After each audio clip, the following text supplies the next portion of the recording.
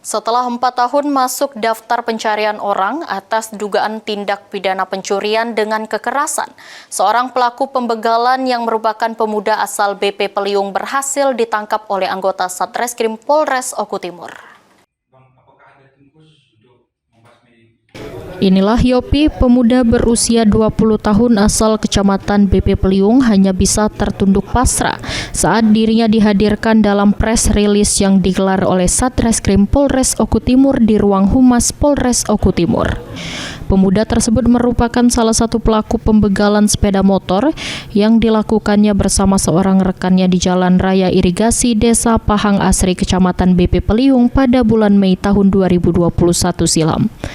Kapolres Oku Timur AKBP Adik Listiono saat memimpin jalannya press release menyampaikan, Yopi berhasil ditangkap anggota Satreskrim Polres Oku Timur setelah masuk dalam DPO sejak tahun 2021. Sedangkan satu pelaku lainnya tengah menjalani hukuman dalam perkara lain. Atas perbuatannya pelaku dijerat dengan pasal 365 KUHP tentang pencurian dengan kekerasan dengan ancaman hukuman maksimal 12 tahun hukuman penjara.